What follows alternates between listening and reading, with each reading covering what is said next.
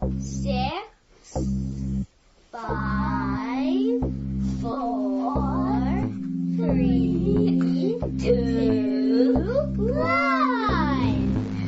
How about we do it again? 6, 7,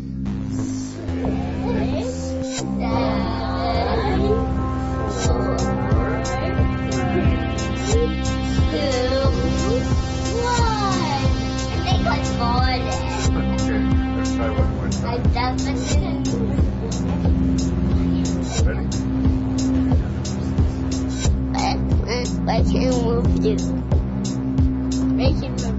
Making review. Say 6, 6, 5, 5, 4, 3, 2, 1.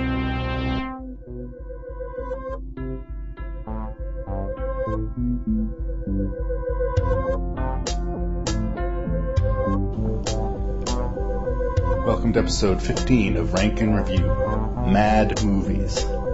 This week we're going to look at 6 movies that were conceived or executed in madness. My good friend Devon Teneycke is going to help discuss the films with me, and I think we've got a very interesting crop for you, so I hope you enjoy it. My name is Larry Parsons. I am your host and random Canadian, and thank you so much for listening to Rank and Review.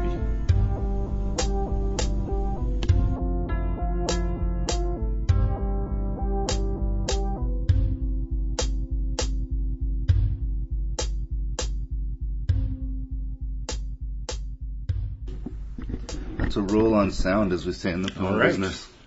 We're good and going. Long last, with a brand new technology, I have my dear friend Devon Teneycke. I always say it wrong. Teneycke. See, I always say it wrong. Everybody always does. No one's ever. But I've my known name you right. for years. You are no one not. says say Larry Parsons. Is it? Some people do. Some people do, but only when you're not around. We've logged some pretty serious stage time together. We've done a few, yeah. We've hung out a fair amount now. So thanks for doing this, and you chose the topic of mad movies. I chose the mad movies. It had a pretty fantastic lineup, I gotta say. Had you seen most of them before? I had seen, well, let's see, I've seen 2 of them, to be honest. That was all 3. I'd seen half of them, I guess. All right. So, but you were excited to revisit and curious about the rest. Huge to revisit. I tend to see movies in a really different light in the second viewing for some reason. So I was excited to check some of that stuff out again and kind of rejudge it in terms of other similar movies and see how they stack up, sort of a thing. It's true. It's interesting, the movies that appreciate and the movies that depreciate. They're not always the ones that you expect. Yeah. There's classics, and there's, the one that always jumps to mind when people say that is I remember seeing, when I was like 6 or 7 years old, I saw Howard the Duck, and I thought it was the coolest movie that ever existed, and that stuck in my head until about 5 or 6 years ago, and I saw it on TV, and I was aghast that I'd ever held this opinion on this movie. There's dangers of revisiting movies of your childhood. Yeah. I was huge on The Never-Ending Story, and then I watched it again. And I'd be worried about that one. Great. I could be very worried about that one. So mad movies. I mean, this almost seems like I have a whole sub-series.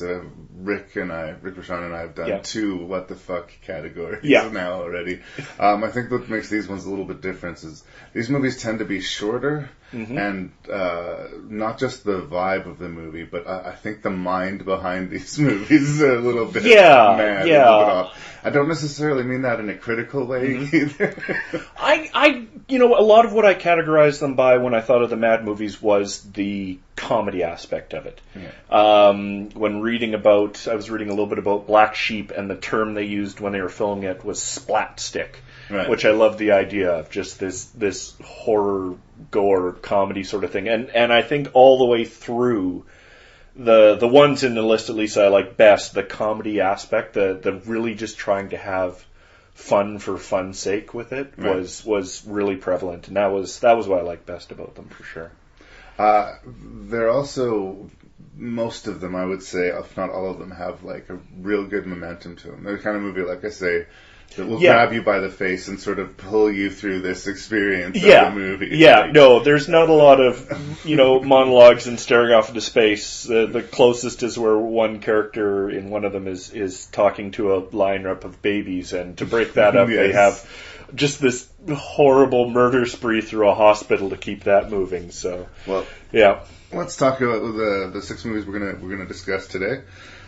We have Evil Dead 2. Evil Dead 2, kind of a classic, and I still, looking at the pile of them, it's kind of the most obvious choice. Obvious, and I think the one that the other filmmakers were probably thinking of when they were making their movies. My movie is this mixed with Evil Dead 2. Mixed with Evil Dead 2, exactly, which is never a bad idea to mix a little of that in there. The Canadian-made Hobo with a Shotgun. I saw that in theaters when it was first released. It was me and Terry Schroll and like 2 other people in a theater watching this, just howling, laughing at it. It's pretty epic. a movie based on a fake trailer for a movie that's just an homage to a genre. It's kind of a twisty trail. I know that the term epic is overused these days, but as far as level of madness and depravity, I would say that Hobo with a Shotgun is epic. Pretty far up there, yeah. Yes, we have the Kiwi zombie sheep film. Black Sheep. Always awesome. Completely sold right from the concept. As soon as I knew this movie existed, I was like, yep. It was one I really meant to see in theaters, and I never did, and utterly regret it now, because I think I would have, again, had a gas with that one in theaters. I got to make a shout out to my friend who's living overseas, Zane Jansen, because we're going to review one of his very favorite movies. Oh, yeah? And it is called Ravenous. A very bizarre cannibal-themed thriller from the 90s. That was another one that, I'd never seen. I couldn't think 2 things about it, but I remembered hearing about it. Like, I remember people talking about it, and I wasn't sure why. So that was an intriguing one for me. It is a deeply odd movie. It is.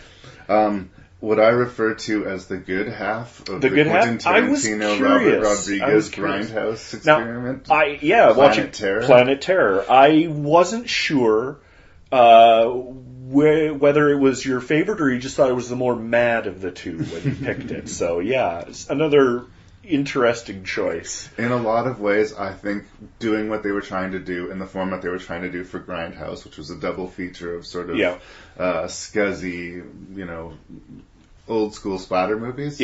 I think Planet Terror hits closer to the nerve than the Tarantino movie. And that's kind of a surprise. But I'm in the minority in that one. Well, I know I watched them both when they came out, and I can, even before I rewatched it, I could remember more about Planet Terror than I could about Death Proof. And it just has the momentum that Death Proof does not. And last, but in no way least, the masterpiece. The masterpiece of the whole deal. Modern classic, Freddy vs. Jason. Another one I had seen at some point. The grand experiment, the culmination of any amount of fan fiction that people have been writing for years finally came to fruition, and they put them in the same movie. Almost 30 years in the making, basically, from the origin of those 2 franchises, the concept of the movie, and actually getting the movie made. It took a lot of time, a lot of legal wrangling, a lot of who's going to get what percentage of what money, because... and despite its huge box office success, by the way, being released in the summertime, we have yet to see a sequel. I know, and it's so well set up for one. It's just begging for one. I have so many unanswered questions. Should we just jump right in? We should jump right in. Let's do it. 4 years ago, in this quiet forest, in this cozy cabin, something happened. Something so frightening. Something so deadly. Something so evil. We prayed it would never happen again. Now, from the creator of Evil Dead, comes Evil Dead 2.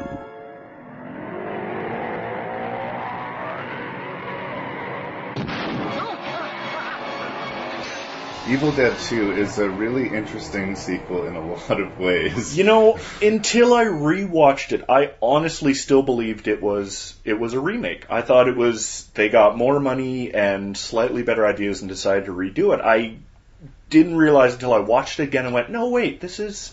It's supposedly a sequel. It's a sequel come remake, but whereas the first movie, as low budget and handmade as it clearly was, the intention was to scare you. Yeah.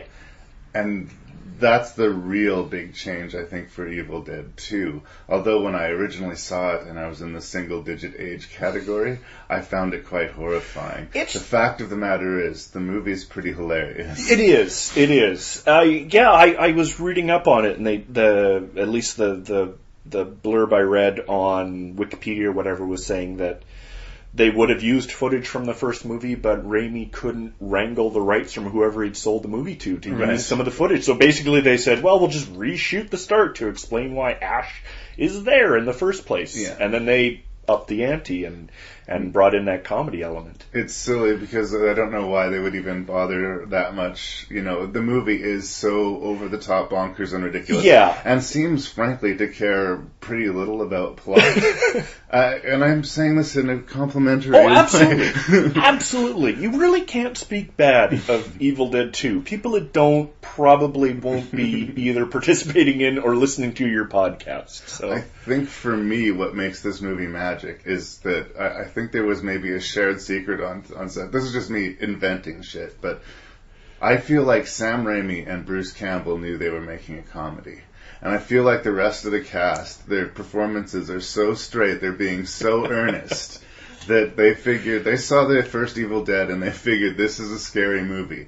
And the straightness and the sort of wonkiness of those performances actually enhance things. Yeah. Then on top of that, you get the slapstick Three Stooges physical comedy and the fantastic, frankly, special effects. Yeah. It's a winner. I think they could have kept something like that secret because so much of the comedy is in the camera work and the direction and everything. Like just the wild pans and the crazy shots and everything. I thought that's kind of where a lot of the humor comes from. Yeah, in that one. So I sort of jokingly / complained when Terry Scholl and I actually reviewed Evil Dead that it is basically a series of people walking slowly down long dark hallways and then something goes boo. And this movie actually amps that, like it actually sort of makes fun of that conceit. Yeah. Because as often as not, there's either no payoff or the payoff is like a joke. Yeah. Yeah. So, other great creative choices. This was in the, 1986 or 87 when the MPAA was going crazy over horror movies. Sure. And taking, scissors to them wherever they could. The most victimized of this was, of course, the Friday the 13th series. But, in order to get around this, because the rules were so specific and ridiculous, and they remain so to this day, instead of using red blood, they would use a different color of paint every time they used blood. So when you watch this movie, you got black blood, you got green blood, you got weird, almost turquoise-colored blood. The blood fountains shooting out of the walls seem to randomly change color. I don't think I ever knew that. That's interesting. You go with it because, you just take what's coming with this movie. Yeah. It's moving too quickly for you to really stop and smell the roses. Why does the possessed person have bright green blood? Yeah. Because he's a possessed person. Yeah, of course. That's all it means. That's what happens when you get possessed. You get Kool-Aid green blood. Whatever we added into the corn syrup today, that's what you got. And everybody loves Bruce Campbell, and I think this movie is one of the big reasons why. I think that the infamous battle with the hand before it is severed, where he is in the kitchen and battling himself, is up there for me for some of the best physical comedy I have ever seen. It really is. It really is. It's right up there with pretty much any of the other big, I'd stack it against your Three Stooges or your Jim Carrey or whatever you want in between. It's very earnest. It's very. There's two bits there. Where one point where he flips himself, which I laugh out loud almost every time.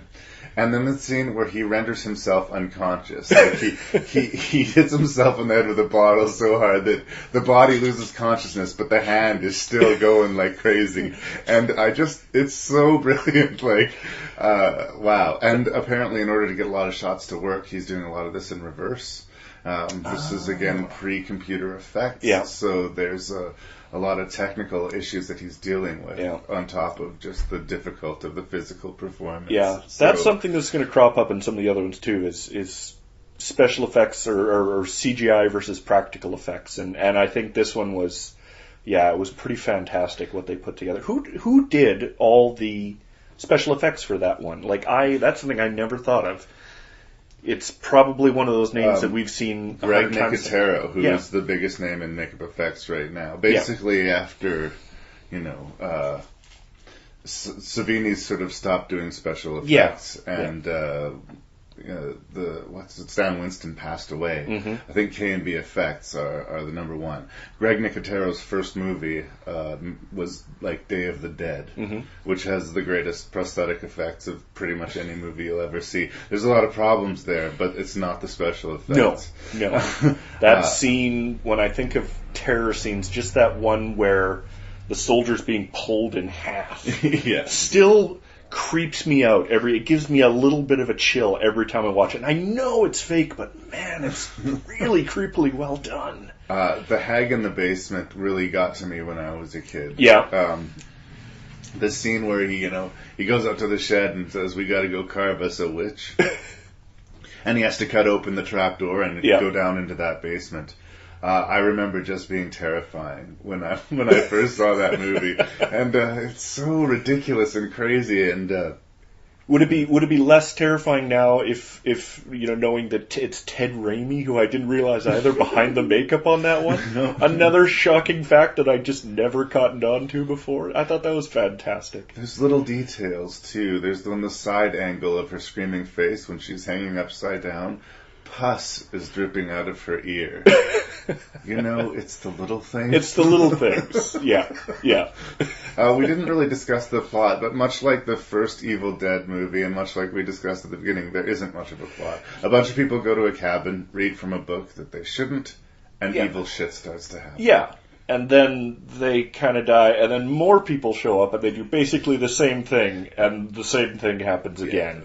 The cast is largely lambs for the slaughter in this. Although I do like some of the characterizations, particularly the two, quote, hayseed characters, Bobby Joe and Jake. I really did enjoy that. They really seem to embrace the material, and like I say, that female lead... I wrote all this down. Did you? Sarah Berry, I'm going to say? The one playing Annie. Yeah, Sarah Berry. Yeah. I don't think she comes off particularly well in this movie, but again, I think she's playing it straight. Yeah. When she has to deliver lines like, "Help us, you filthy coward," she's not amping it for camp value. She's actually really trying to deliver that line like nobody ever would. So, it's a cult classic, and it's a cult classic for a reason, and I think it's going to rank high on the list for me, which was interesting, because this was a tough bunch of movies to rank. It is. There's... the way I looked at it, and I kind of spoke to you about it before here, is when I looked at the list, I kind of found Evil Dead 2 to be in the middle, and that's no slight against the movie. It's kudos to the people that I think that built on it and did even better, sort of a thing. It's but to figure out which ones to go above and which ones to go below it is, I don't know. Yeah, I'm during this discussion I may still change a couple of places here, but I got it pretty well locked down there. Well, is there anything else you want to say about Evil Dead 2? There's not much more to say. Evil Dead 2 is Evil Dead 2, and we've seen it, and we all love it. We've given you the greatest hits package. I'm sure most people who are halfway into horror movies know about this film. I think it is my favorite of the franchise. I think I do like more it. Than Army of Darkness. I do. For me personally, it was the first one that I saw, and it was an accessible, imaginative horror movie for me, even in my too young an age. Maybe part of it is personal nostalgia, but I do think it's the most It's the best crystallization of Sam Raimi's Evil Dead world, to my mind. Yeah. Because once you move on to Army of Darkness, I feel it's like full-on comedy. Yeah. I do think there's still a little bit of edge and gore and stuff in Evil Dead 2. Yeah. Although the focus is the comedy, the gore and the scares are still there. Yeah. Once you go to Army of Darkness, it's just keep a it smile is on your straight face comedy. and eat your popcorn. No, Evil Dead 2 is still, at heart, a horror movie. It's just people having the most fun you can. Yeah. A particularly crazy Yeah, horror and movie. presenting a horror movie to you just gleefully. And that's how we like it. Yeah. People look at you and think of how wonderful your future will be. They want you to be something special, like a doctor or a lawyer. I hate to tell you this, but if you grow up here, you're more likely to wind up selling your bodies on the streets or shooting dope from dirty needles in a bus stop. And if you're successful, you'll make money selling junk to crackheads.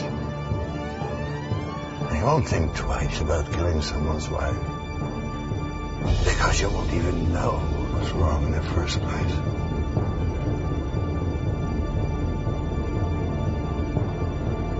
Maybe you'll end up like me,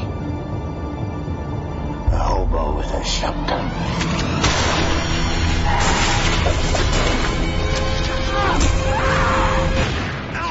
Okay, we're going to talk about Hobo with a Shotgun. This is written and directed by Canadian Jason Eisner. Yeah. I forgot to look up anything else he's done. I hope he won many other I believe jobs. he's involved in one of the segments in, I want to say, VHS 2? Okay. Or it might have been one of the ABCs of Death. There's all these new horror compilation movies coming out. Anyway, I'm pretty sure he's involved in one of those.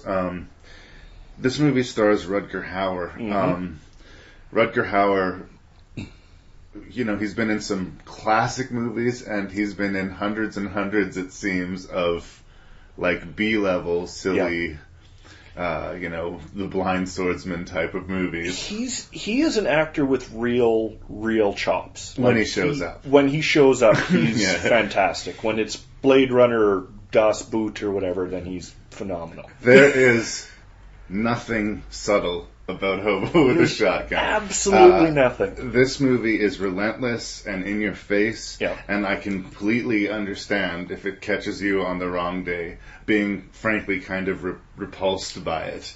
It is very self-consciously dingy, Yeah. and like the whole thing seems like it's been stained by cigarette smoke. And When they shoot it on these beautiful new digital cameras and they capture every pore in the actor's face, and then they take it and they run it through every filter and process to make it look like the shittiest film stock that was available. It's this popular thing that's happening lately where the movie is made to look like it's shot in the 70s or 80s, but it's a modern film. Yeah.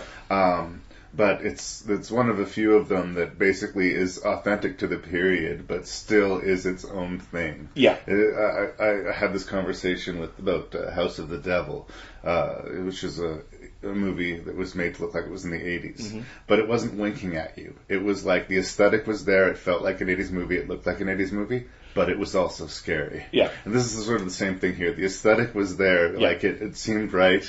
It seemed like you could almost sort of squint your eyes and believe it was an old trashy 70s picture. Yeah. But the movie itself was its own sort of modern violent nightmare. And like one of the first images you get is a guy getting his head yanked off. And one of the Trailer Park Boys, I believe. Yeah, an interesting choice. I mean, good on him hiring some Canadian actors, some more stuff. I found it a little weirdly distracting. Well, for Trailer Park fans, maybe. But Yeah. It doesn't last very long. I guess. And not only does he get decapitated, but, his neck spouts a fountain of blood. And a nearby woman drops her coat and starts dancing in the fountain spray of blood clad. in her bikini. Writhing, if you will. This is 3 minutes into Yeah. the movie. Yeah. And it is nowhere near the bottom of the level of repulsive, horrible violence that you're going to be bearing witness to.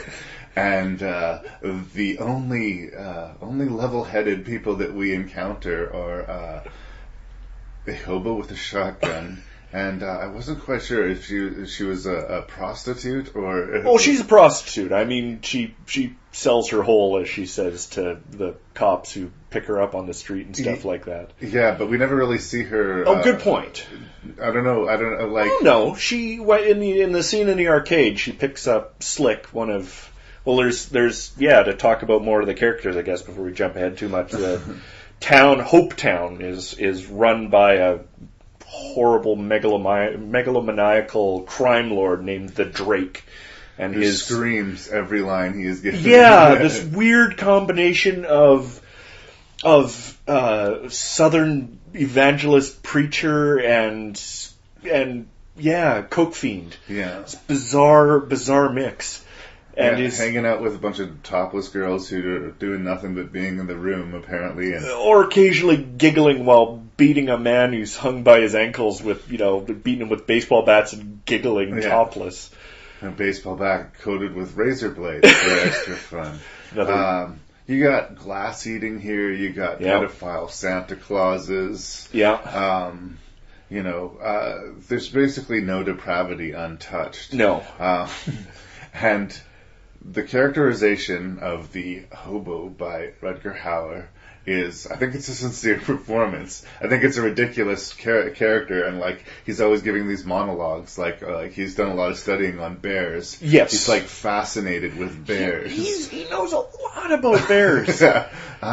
But I don't necessarily fully see the connection between those monologues and his violent acting out. I guess the bear one made sense to me, because he talks about how, the thing about bears is if they ever get the taste of human blood, they can't stop. Yes. And that's the foreshadowing that as the big bear, once he kills one person, he's going to go whole hog and right off his trolley sort of thing. But once he realizes that the police are completely corrupt, there are no police in this place, basically. Yeah. They're as evil and fucked up as the gangsters that he has to take matters into his own hands.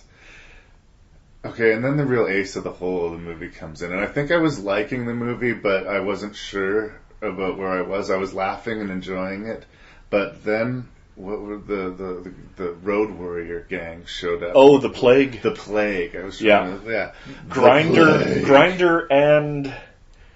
Rip. Yes. Rip and Grinder. Whose names are never known. I don't ever remember hearing it in the show, but I saw it in the credits. These, I don't know if they're muscle for hire or just a couple of lunatics who saw the Road Warrior too many times.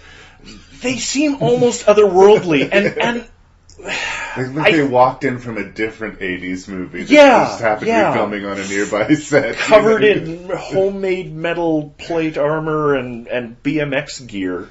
Mercilessly killing anybody in their way in the interest of their goal. Yeah.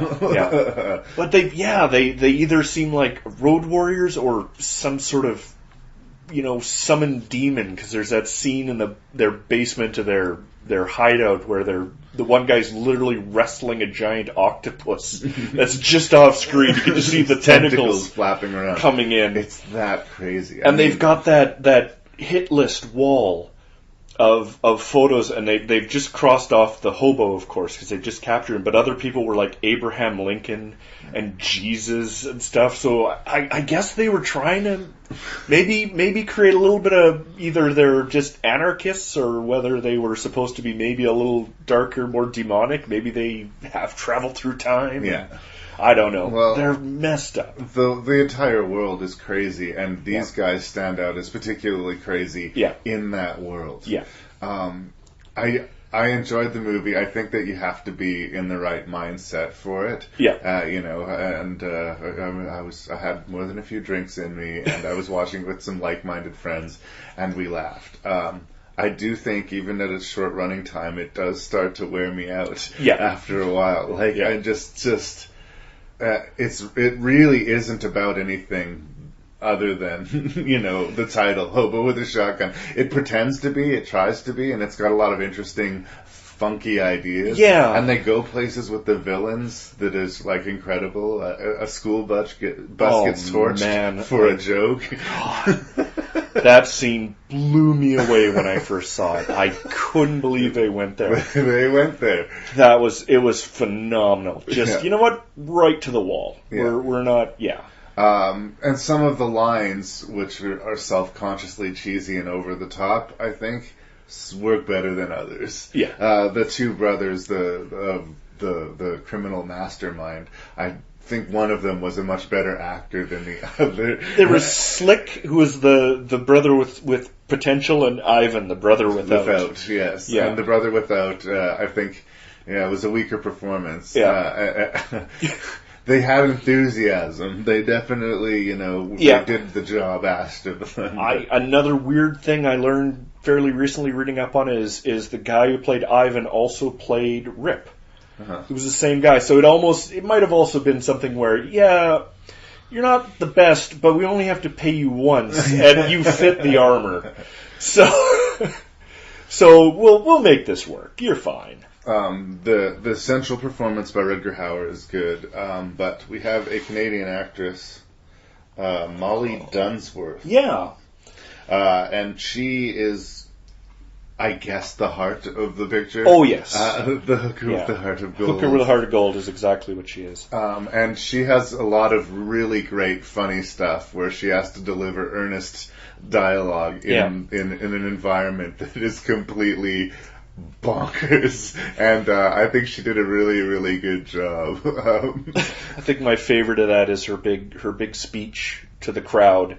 She's just finished making and donning her armored suit to go and rescue the hobo, and she literally kicks over a newspaper stand on, and delivers a speech about how homeless people have the biggest house in the world, the streets.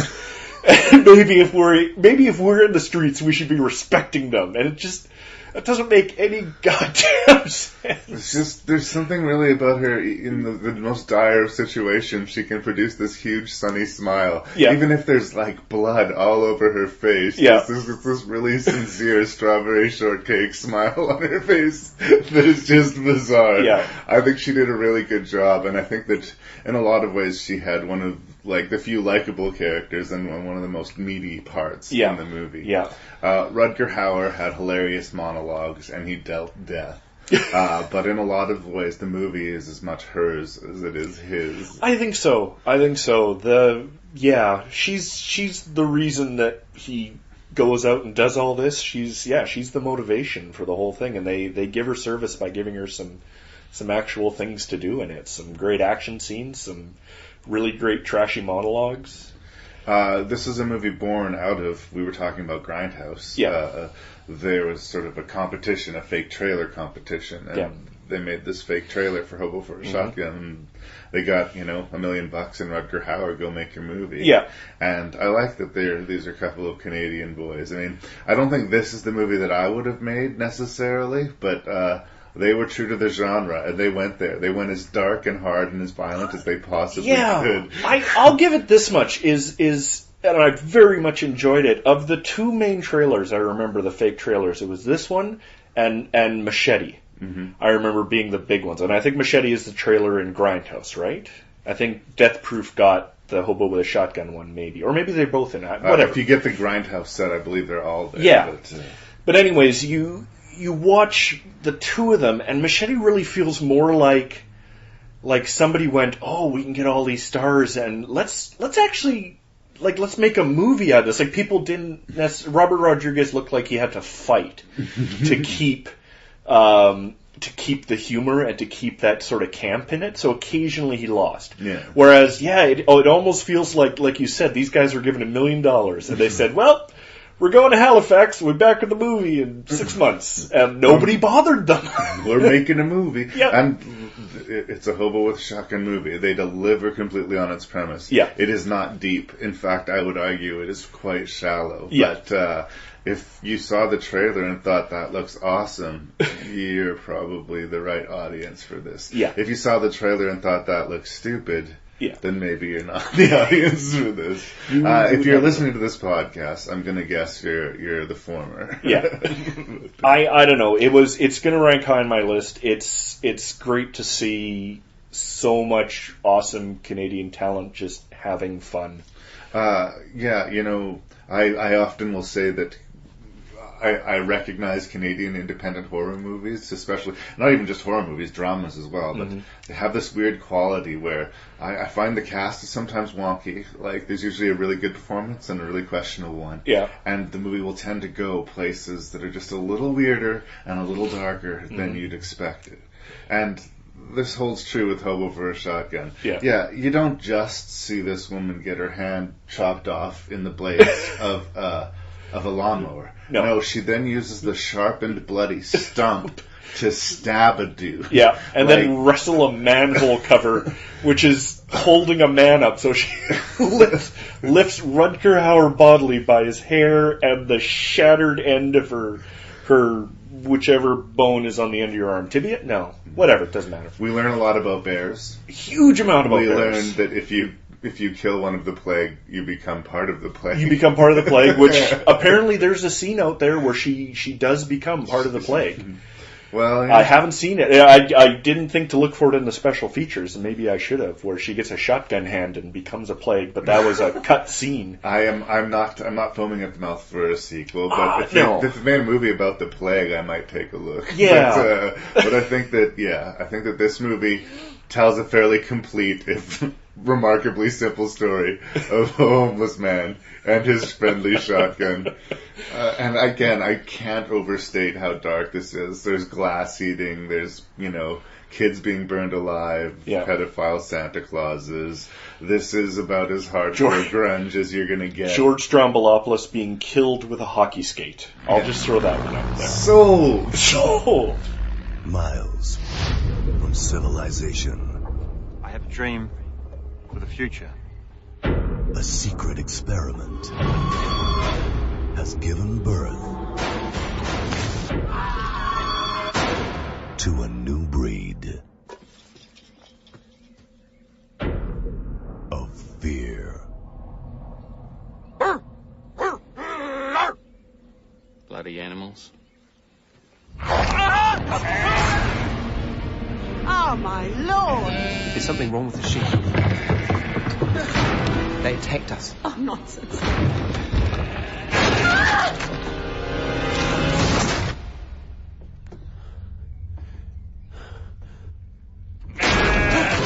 Shoot it again!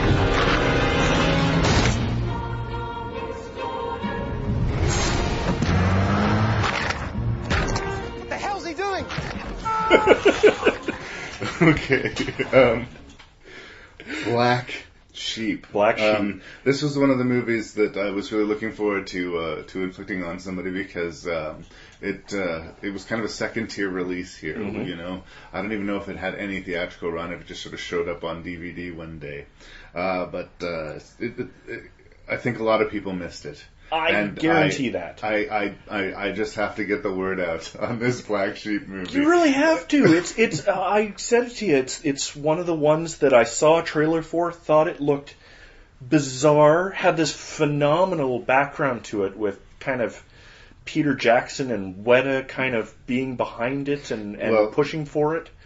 Peter Jackson basically made the Weta digital effects studio so he could do Lord of the Rings and The Frighteners and all of his New Zealand-based films. Yeah. But sooner or later he started making movies elsewhere and they had to, basically farm out work. So they did special effects for some of the, Lion, the Witch, and the Wardrobe, Narnia movies and...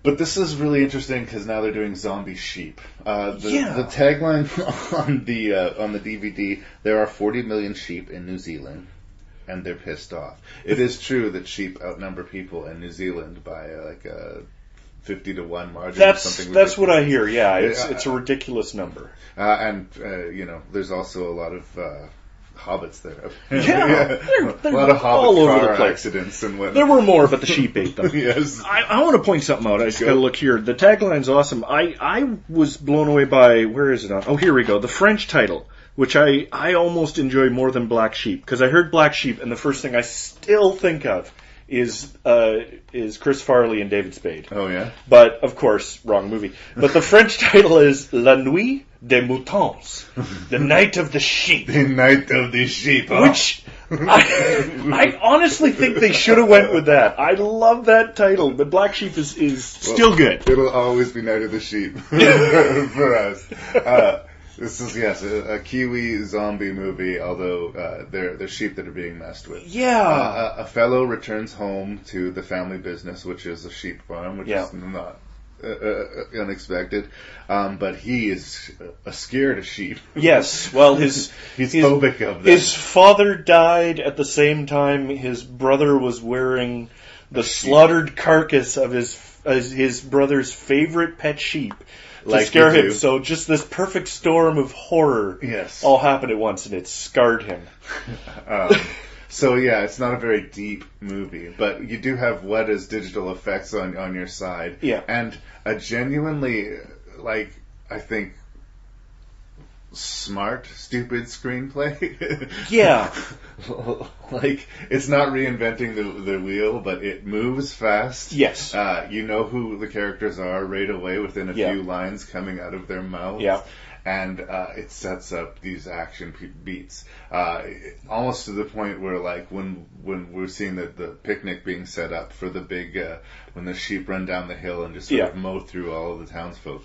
You know, the second you see those chairs being set up, that's coming. That scene is going to come. It's like the template. You can connect the dots really easily, but that's part of the joy of the movie. And the wild card is that, you know, they're sheep instead of zombies. And it's absurd and hilarious. Yeah.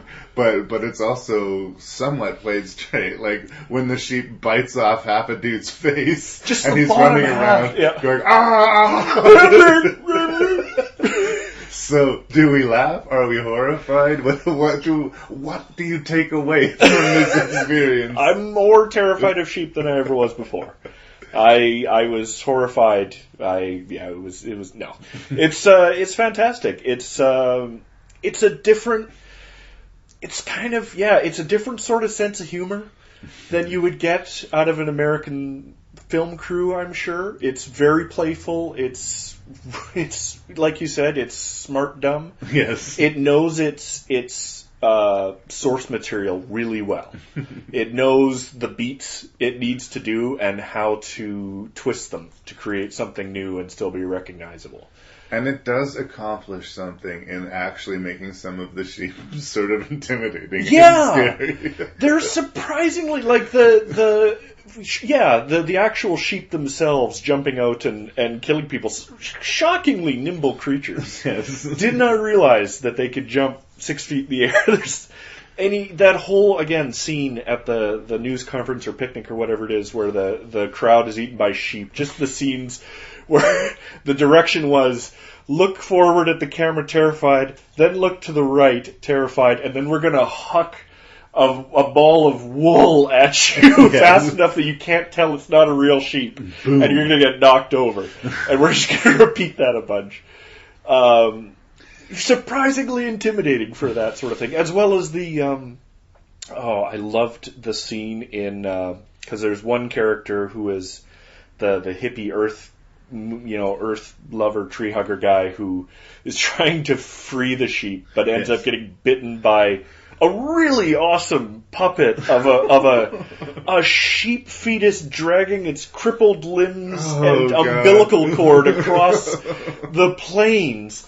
But it crawls up and it bites him, and he gains what in a zombie movie would be, death and zombiness, but somehow in this he becomes this superhuman sheep man. Yes. And there's a scene where the two main protagonists are stumbling around and they happen upon the shearing barn where they hear the clippers going, and they come in and it's that guy and he's fully transformed. He's a two-legged sheep He's about 7 feet tall and built like a professional wrestler now. And he's shearing himself for I don't know what reason. There's never an explanation of why he wouldn't be comfortable in his own wool. His vanity, you know. I guess, something like that. He wants his humanity back. Yeah. Just for, I don't know. I didn't think that deeply about it. I tried not to too, but it did cross my mind, the fact that, wow, it doesn't seem that bad to be turned into a super sheep. That guy's kind of badass now. These two classic horror sci-fi tropes collide once again here. Science doing things that they shouldn't and experimenting with these animals in the most horrendous and cruel ways. Yeah. And then, of course, the eco-terrorists who mean well but unleash a plague by mistake.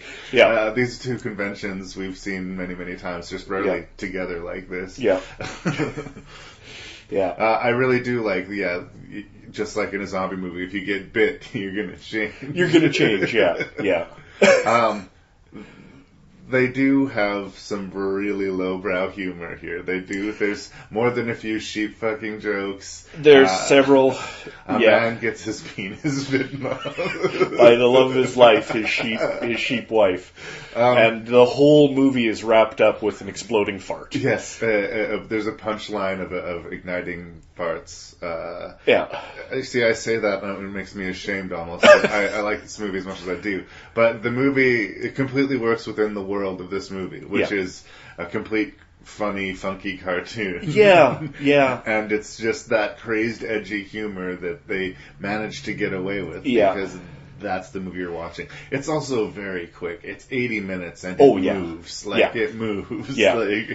I think a lot of the lowbrow jokes, some of them I think have a basis in a culture that we're not as familiar with, or maybe I'm a little more like I grew up on a farm, and stuff like, people joking about fucking the animals and people, about animals farting and all that sort of stuff is stuff like I grew up with. So I kind of, it almost feels like whoever was in charge grew up on a sheep farm. It's where he got the idea, pretty obviously, and it's where he got it. And it's kind of I almost credit it to him that he got all that in, because it means he had a story and he had it all and he got it all on film. He got the whole system to work with him, sort of a thing. The performances are efficient. There's nothing loudly that speaks out. There's archetypes, the love interest, the granny character, the good brother, the bad brother. Big business is bad. To use the phrase, the magic Negro, almost. the guy who should have no skill, in this case, the farm manager, farmhand guy who somehow manages to rig up a backpack-powered syringe machine that can cure everybody of this. He's all MacGyver on that. He's all MacGyver on it. Yeah. He does all sorts of acrobatics, jumping in and out of a moving car and all sorts of stuff, yeah. You may not like this movie as much as we like this movie, but I guarantee you will not be bored by it. No. And it will put a smile on your face. Yeah. Maybe you won't like yourself in the morning for liking this movie, but I think it's a hard movie not to get behind. I will also put it out there that of the squeamish people out there, it is probably, in my mind, the most unrelentingly gleeful about kind of doing horrible things to nice things. Like big, nice, fluffy sheep are eating people. And I think of the scene where they go into the lab and that lamb is hung upside down, skinned. Yeah. Its rib cage is prized open. Its heart is still beating, so you know it's alive. And eventually it turns to one of the characters and bleats at it. Yeah. And I watched that with just... That's horrible. That's the worst thing. Oh, and there's a bunny that gets eaten just live. It is not for the animal lover necessarily, unless you got a great sense of humor. I don't think it touches the depravity of Hobo with his shotgun, but you're right. No, the level of violence in the movie is pretty surprising, considering how silly it is. In Hobo with a Shotgun, bad things happen to bad people. Yeah. I don't think many, if any, of the people in Hobo... In fact, I'll say none of the people in Hobo with a Shotgun, except for the busload of children, maybe George Stroumboulopoulos, were good people. Yeah. They got killed. Everybody is bad, and they're kind of getting what they deserve. Yes. Black Sheep is different. Yeah. But it is different, and I think that's sort of its strength. Yeah. Is there anything else you want to say about Black Sheep? Oh, I don't know. Go find it. It's got to be on Netflix or something. It just screams easy to find on that sort of service. So if you see it, make sure you watch it. I got it for like $6.99 at 7-Eleven. It's a shame. It is. It's awesome for us when you can get those deals, but it's a shame for what it says about the movie. It's worth a look. I'm sending you to California, Fort Spencer. We have 4 missing soldiers, Captain, and no bodies. We need a supportable explanation. Captain John Boyd is about to discover no one just ends up at Fort Spencer. We come for a reason. Yours being? Well, something he never imagined. We have a great sense of camaraderie here at Fort Spencer. This Indian scout told me a curious story. Winged eagle. It's an old Indian myth from the north. Man eats the flesh of another.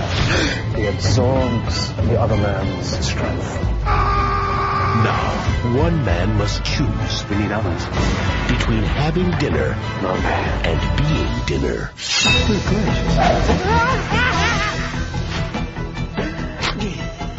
That's so annoying. Wow. Ravenous. Yeah. There's a lot of interesting things to be said about this movie. I mean, it's probably the most leisurely paced film of the ones that we've selected here. Absolutely. It's the least of them as far as them just being a huge race to the finish line. We get to know the characters, we get to soak in the scenery, and then the madness sort of sinks into the film. And depending on who you talk to, either make a delicious broth or, completely rot the tooth of the movie.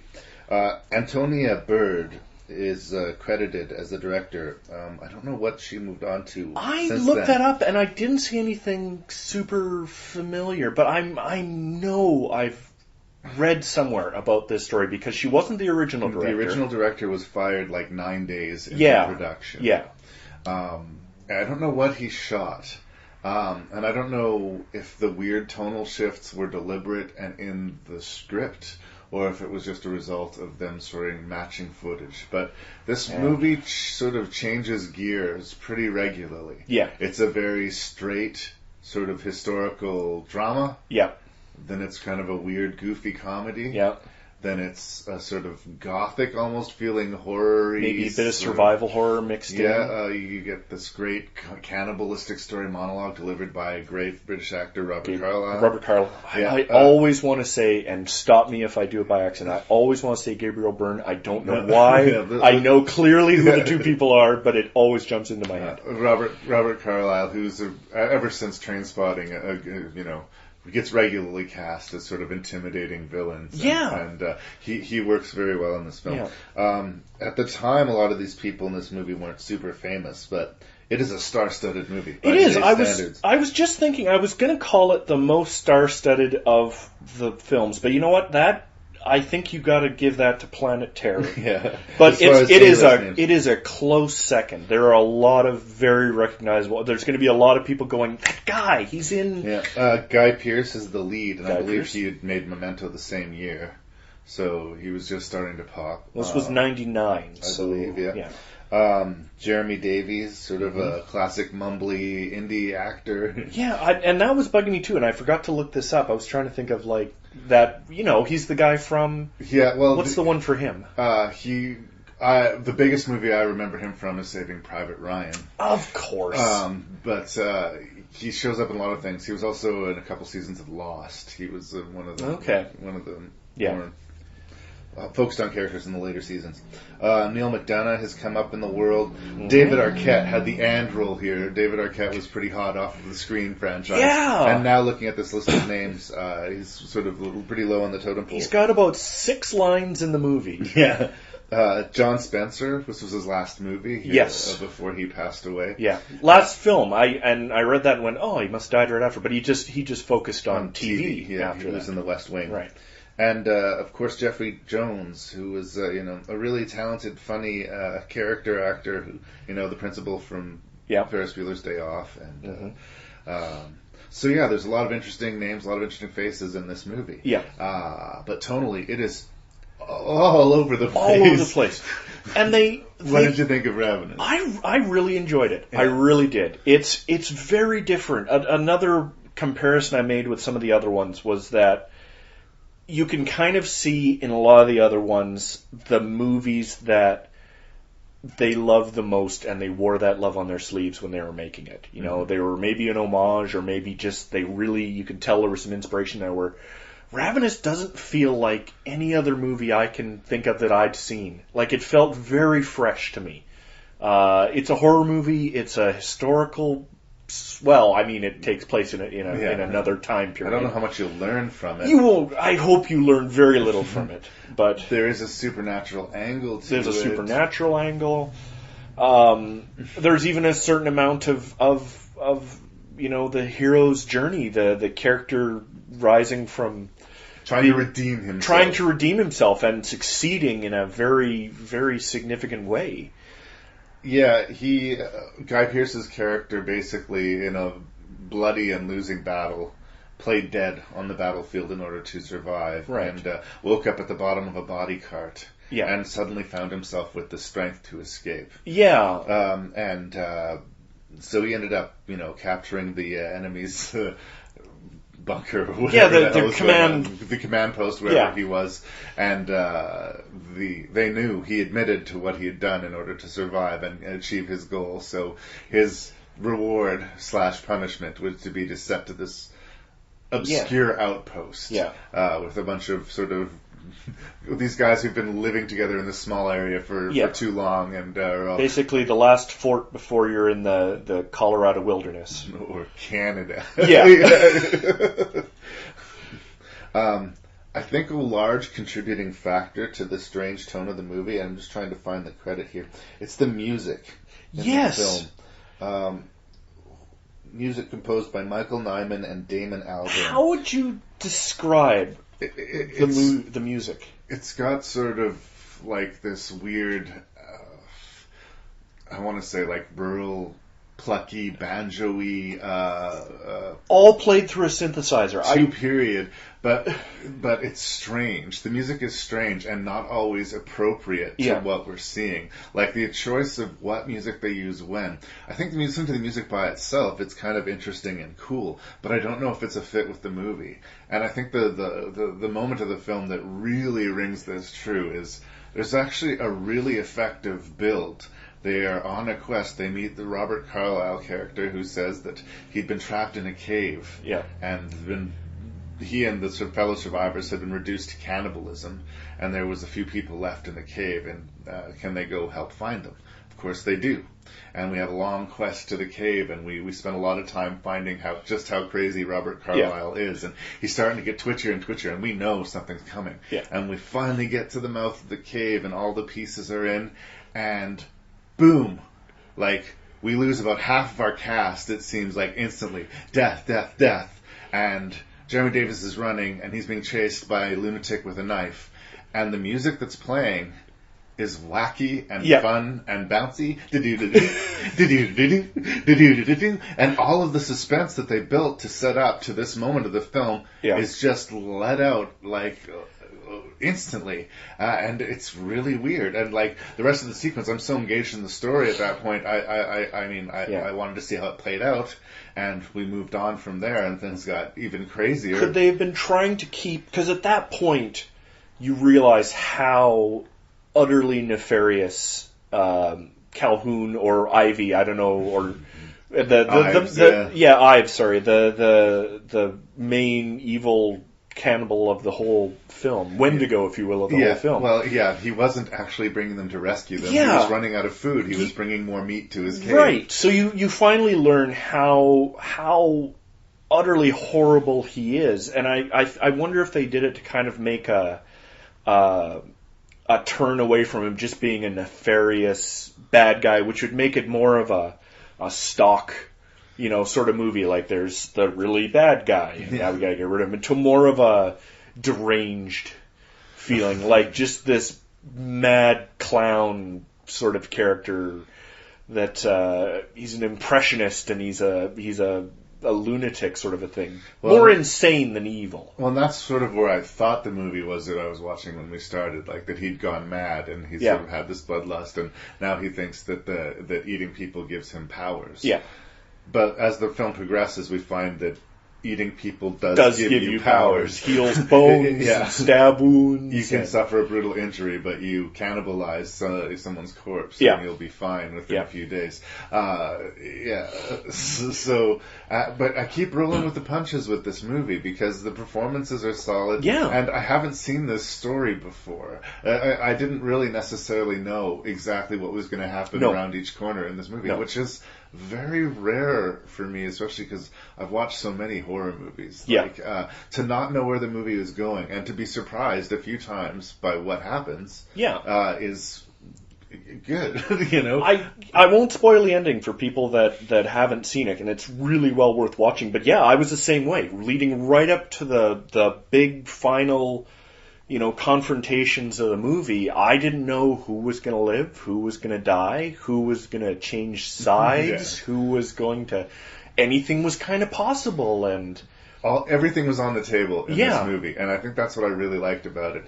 It's certainly not a perfect movie. It's so very strange. Yeah. But I've seen it a lot of times, and like I say, I've got a friend of mine who says this is one of his favorite movies ever. Period. Which is very weird. I get the impression, and again, this is just me putting my thoughts onto the movie, that filmmaking speak, there's the movie you write, then there's the movie you shoot, and then there's the movie you cut. Yeah. I have the feeling that the script was straight. He was making a horror thriller period piece, which you don't see that often, and not usually that well done, and not usually with such a fantastic cast. Yeah. And then the director, I feel like she was trying to, add a little percentage of crazy, since there is some madness to it. Yeah. And then the editor, I almost feel like is like, I'm not sure if this movie is a comedy or a horror movie. Yeah. So I'm going to treat it as whatever I feel like it is in a given scene. Yeah. The opening credits sequence. I don't know if you remember, Guy Pearce is sitting at a table and the meat is served, and it's like this impossibly rare meat. Yeah. And it's intercutting this look at the meat with him having flashbacks of waking up at the bottom of the body cart with blood draining down his throat. And then all of a sudden, Ravenous goes on screen, and it's like, wha-ching! And like little sparkles, like... That just seems so wrong. Much like that music cue I talked about. That seemed like the wrong choice. It's another music cue there too. Another one of those, mid-90s Canadian pioneer shows. It'd be the theme song to one of those as he's heading out to this fort. It gets kind of lighter. And some deservedly forgotten Canadian TV show. But, I sound like I'm being hard on the movie, but because... it's mad. Yeah. It is mad. And I don't know that it was... like the other movies we're talking about on this list, I think they set out to make a crazy movie. Yeah. And I think this is a crazy movie that just fucking happened. Yes. It was like this cosmic confluence of things happened and this movie formed, and it is really hard to ignore. It just has a bunch of... It had a bunch of stuff going for it. Like, it obviously had a nice original idea. It had a stellar cast. It really is. Yeah. Everybody in it is... Not all the performances are tremendous, but they're very... I think most of them are quite good. Yeah. And it's like when people get killed off, you're like bummed out because, there's no more from that actor. Yeah. It's like, shit. Yeah. So, this is a fascinating, bizarre, bloody, crazy movie. Yeah. And it's got a reputation. I think it is, I think it is in that sort of cult sphere of things. But if you haven't seen it and you like horror movies, you should get around to it. Yes. Yeah. Horror, comedy. Horror, comedy, supernatural. Historical thing. Is there anything else you want to say about as opposed to black sheep, almost no animals are harmed. Some horses. Just people. But a lot of people. So for those of my friends, and I know there's several of them who dislike people, you will enjoy seeing them get their comeuppance. Yes, and people stew. We get some people stew. Oh yeah, people are served any number of ways. Jerky and stews and... I think an interesting lesson is learned here too, how a great actor can make lines that shouldn't work. That whole eat to live, don't live to eat. Yes. Is like, he's like almost, twirling his mustache. Yeah. It's almost high camp, but Carlisle is just a great actor, so you go with it. I, in the same sort of vein, I shouldn't talk about it. It's one of Jeffrey Jones' speeches where he's talking to, towards the end, where he's talking to Guy Pearce, and he's got this just matter-of-fact sort of being who Jeffrey Jones is right from the start of the movie. He's just kind of this lug who ended up in charge of this post. He's fairly smart, but not too smart, and just kind of managed to find this position. And despite the lunacy... favor before you go. Yeah. Despite the lunacy around him, he just has this matter of fact, well, this is where I am in the world, and I guess we'll just do this. And, and it's performances like that. Either they wrote the movie for these characters, or they got these actors and then made some subtle alterations and said, look, what could we do with this, and go from there, because they fit so well that either it was a brilliant casting director or they did a lot of work on set tooling the script. Say a prayer for your old man. No dead bodies for Dad tonight. What happened to your arm? I got bit. Bit by what? If I told you, you probably wouldn't believe me. They're not living. They're not dead. The hell are the bodies? They're gone. They're not stopping. What the hell is going on?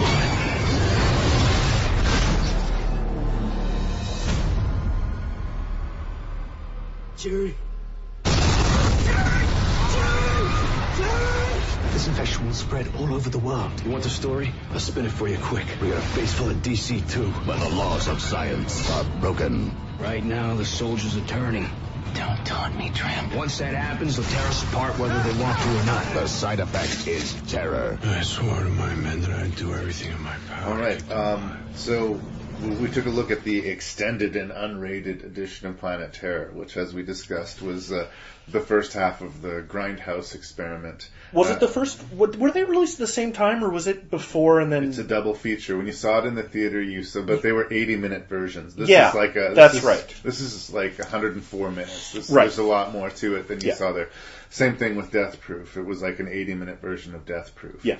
But I think, first of all, they should have switched them around. Death Proof should have been first. This should have been second, because the pace of Death Proof for the first half is very, very slow. And after already being almost in the theater for almost 2 hours, you really feel your butt getting numb for the first half of Death Proof. But Planet Terror is like a straight up, trashy, 70s, grainy, deliberate-looking zombie movie. Yeah. It is the template for this is what Hobo for the Shotgun basically borrows. Tarantino and Rodriguez wanted to make like an old-school drive-in double feature. Yeah. And they each contributed a film, and they're sort of like throwback, nostalgic sleaze features. And I think that Planet Terror is much the better of the two. And as I said before, I kind of am in the minority about this. There's the whole cult of Tarantino. I like Tarantino. I think Death Proof is one of his weakest films. I think I'll put this on the table right now, and I mean it doesn't necessarily apply to this movie because it's Robert Rodriguez, but in terms of Tarantino, I think he's a very talented filmmaker that people don't say no to enough. I see a very George Lucas future for him one day. Well, anyway, we should focus on Planet Terror. Yes, because Death Proof will be a conversation for another day. Yeah. I guess the main characters are Freddy Rodriguez and Rose McGowan. She's a go-go dancer who can't get through a set without crying. And he's like a 5'0" badass. Yeah. When people nowhere connected to, that particular scene here. His name, El Rey, they react with awe. This is the El Rey. Yes. And he proves it through the movie. He's a badass killer. He's an amazing driver. He drives an acrobat. He drives a mini bike, like one of those little pocket motorcycles down the highway, and he makes it look kind of badass. Yes. Though it is true that these two are our main protagonists, I think what keeps the movie going and interesting is sort of this cavalcade of faces that we see throughout the movie. Yeah. You got your Michael Biehn, you got your Bruce Willis, you got your Josh Brolin, Jeff Fahey, Who else? Lots of people. Oh God, it just keeps going. So every few minutes you're like, hey, that guy. And of course, Quentin Tarantino playing a scumbag like he loves to do. More literally a scumbag than usual. Yeah, than usual.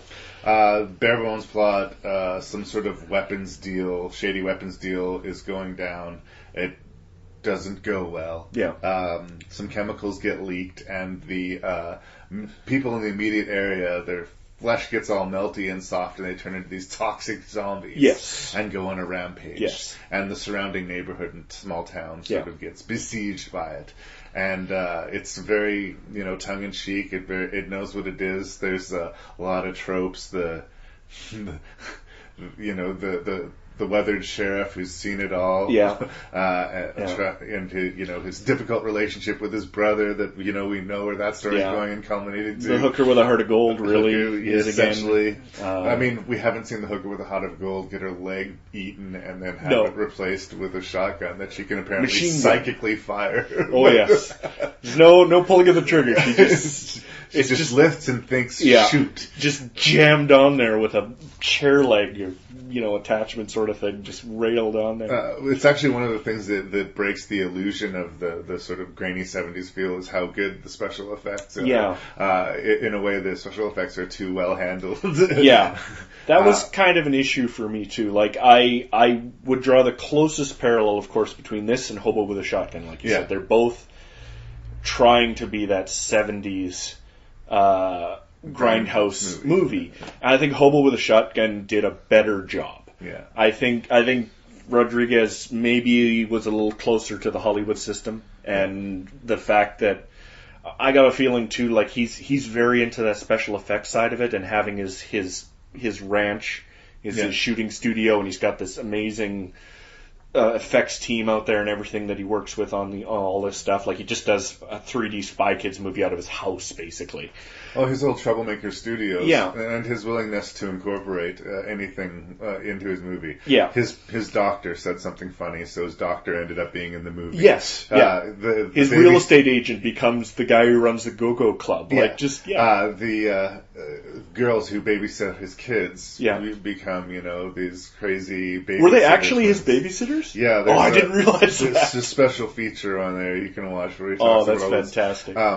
I've had this conversation, I can't remember who we were talking about, maybe it was Jared, I can't remember, but I've always thought that Rodriguez is the kind of director who will work on the fly, where they'll get there, they have the storyboards, they have the script, and they're like, okay, we're ready to go, and then Rodriguez will say, wouldn't it be cool if blank happens? Yeah. And sometimes that's really good and they can put it together and it works, and sometimes it doesn't. Yeah. But I like his everything in the kitchen sink approach.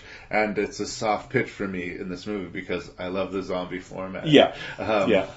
Really great special effects too in this. There's the slime, the sort of melty toxic element to the zombies is really well realized. The one scene that I think of when you say that is where Bruce Willis, the soldiers, there's a cadre of soldiers in this that are in pursuit of this agent, this chemical agent that's been turning people into zombies, because they were exposed to it during I don't know which. Well, they killed Osama bin Laden. Yes. And then were exposed to this chemical agent, which is slowly turning them into zombies. But they discovered if you continuously breathe it, you don't turn. So they're all wearing gas masks, and they're always hunting for more of this chemical. And that's their kind of through line through the movie, is they're trying to capture what's left of this gas, the tanks that are left. And there's a scene where Bruce Willis is speaking to the main characters and espousing, his story of what happened to them and everything. And he pulls his mask off, and just slowly, as the scene goes on, because he's not breathing gas, his face just starts to melt bubbling. a little bit. Yeah. It's literally bubbling. There's these boils that pulsate on his face and stuff. It's well done. Yeah. It was a cool set of special effects. There's also a couple of moments in the movies like, wow, they went there. There's a whole sequence where the Josh Brolin's wife gets her hands anesthetized, and she runs home to save her beloved son. Yeah. And she's in the car with him. First we get the comic sort of funny sequence of her trying to drive a car without the use of her hands. And this is all sort of funny and ha ha ha ha. And then she gets to the house and gets her kid in the car. And she has to leave for a second. Yeah. So she leaves him with the gun, and she gives him this big speech, be careful with this, and if you see your daddy, you shoot your daddy. Yeah. And then she leaves the car, and the gun goes off, and her kid has just killed himself. We assume it's never shown, and apparently there is footage. Yes. Of him that was at the end of the movie. son. Yeah. Yeah. Well, that's something I read was, he didn't want... His son to know. Yeah, and he couldn't use it. He didn't cast another kid because Yeah. he couldn't bear to think of some other parent seeing a scene where their kid was killed. So he's Yeah. I'll use my own son. And they shot a completely different set of scenes where the kid was okay, Yeah. and that's the cut they have in their house. Like if they ever decide to watch it, they watch the one where the kid turns out okay because he can't watch it any other way. Well, I mean, it's interesting, and again, another example of him incorporating someone from his own life into the movie relatively successfully. But that scene sticks out as really weird. There's a goofiness and a craziness to that movie where you can sort of smile and laugh things off. And I don't know that we were asked to smile and laugh that moment off. That just was really genuinely yuck. Yeah. And what was it doing in this movie? Yeah. It seemed like it belonged somewhere else. And almost, it was really sort of brushed off. Like for a woman that has lost her son and is being hunted by her zombie husband, she doesn't suffer much for it compared to the other, more for it than the other characters. Like characters who are just fighting for their survival seem just as invested, and it felt a little off. Almost like, we can't shoot any more scenes with him. He's got to go to school tomorrow, so now he's dead, and let's keep going. Like I say, the main characters are significantly less interesting than a lot of the peripheral characters. Absolutely. It was like Jeff Hay and Michael Bean that were sort of making me smile, or catching, there's Tom Savini getting cut into several pieces, and not to say anything against Freddy Rodriguez or Rose McGowan, they were fine, but in a lot of ways they were playing the types. Hooker with a Heart of Gold and the badass. They were optimally cast because they were exactly the caliber of actor that would have gotten this job in the 70s. And yeah, they gave great performances for their skill level and abilities and such like that. They were enjoyable to watch at all times, I think. The movie's fun. The movie is fun. And I think that's all it really wants to be, which is sort of why the kid killing himself scene is the one big bizarre question mark for it. And, it probably was better served at 80 minutes, but I didn't hate it at 104 minutes. I enjoyed it. I'd seen it originally in theaters. I remember being unimpressed. I thought it was okay. I had fun. I didn't ask for my money back. Right. And then I watched it again here, and, I was more impressed with the movie. I liked a lot of the character choices. I'd forgotten kind of the shift at the start where... I'm going to look up the actress' name because I want to say it right. Where are we here? Mary Shelton. She plays Josh Brolin's doctor wife. Right.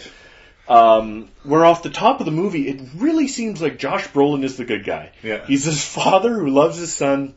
His wife is cheating on him, it seems, and she's gonna steal the son away, and she dresses like a slut in a lab coat, and she just seems awful. Enjoys giving injections. And she has a special injection kit. She's obviously the bad guy, and they do this just 180 scene where it turns out that that's completely backwards. She might be kind of a jerk, but Josh Brolin is way worse. Yes. She is right to want to get away from her. Yeah, and I watched that again and went, that's much smarter than I gave this movie credit for. It was a fun little twist that they didn't need to do, and they did, and I enjoyed it, actually. Yeah.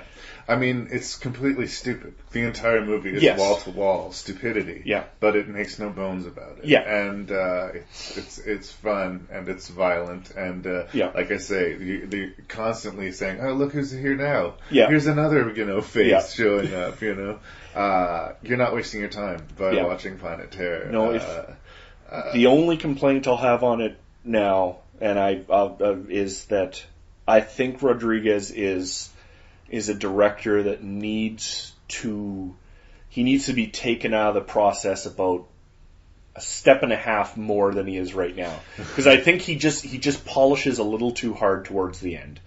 Everything is just like when he tries for it.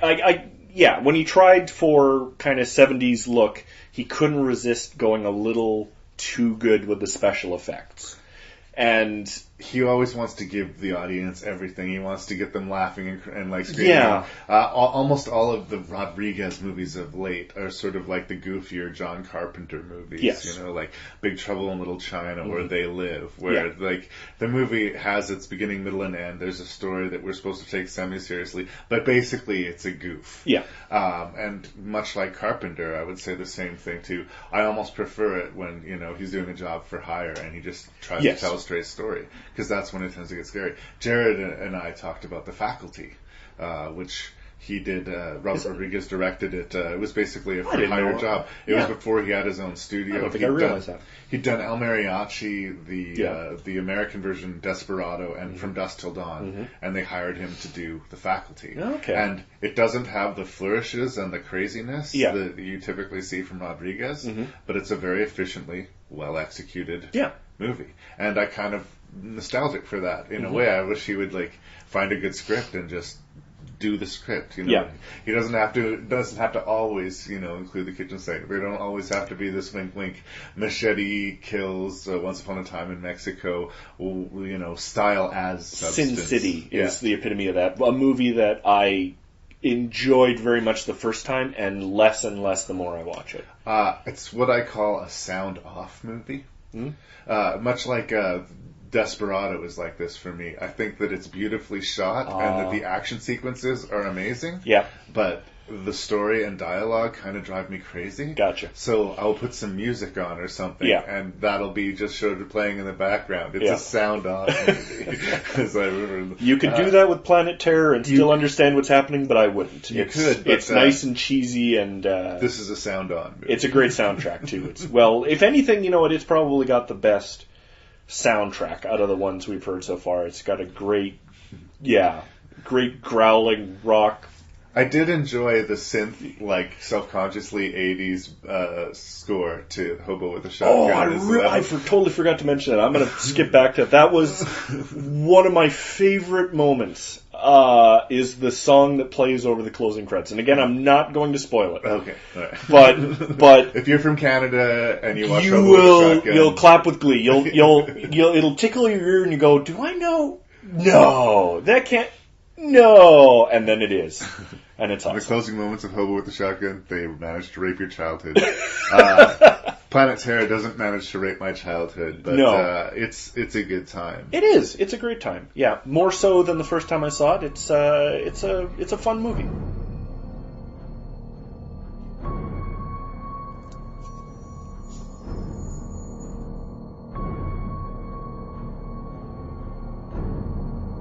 Warn your friends. Warn everyone.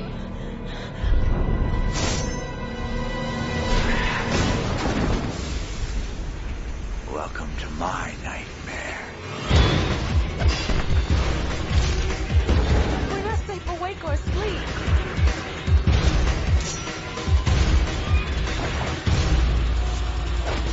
Why won't you die?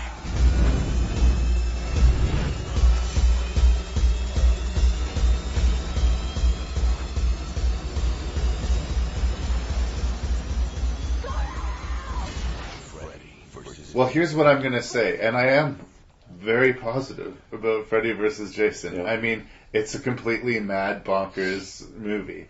And it has stuff in it that shouldn't, and some will argue, don't work. Yeah. But they very successfully managed to cross-breed these two different franchises.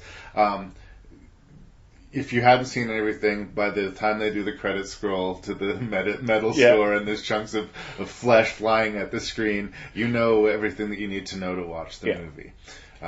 Freddy has been in hell and been sort of forgotten. Like, they figured a way to defeat Freddy is that if none of the kids know that Freddy exists, they can't be as scared of him. They can't dream of him. And so this has been working well. So Freddy in hell finds Jason, resurrects Jason, and sends Jason to kill kids in Elm Street. Yeah.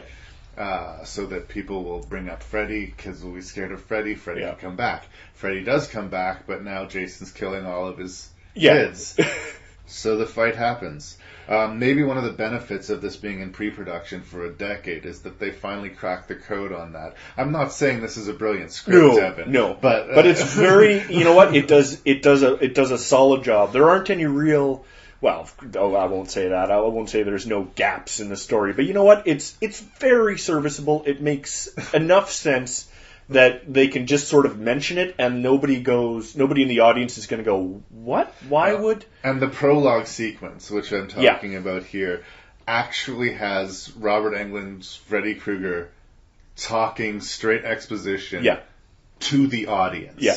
Face in the camera, Errol Morris style interview subject. Freddy Krueger is telling us his scheme.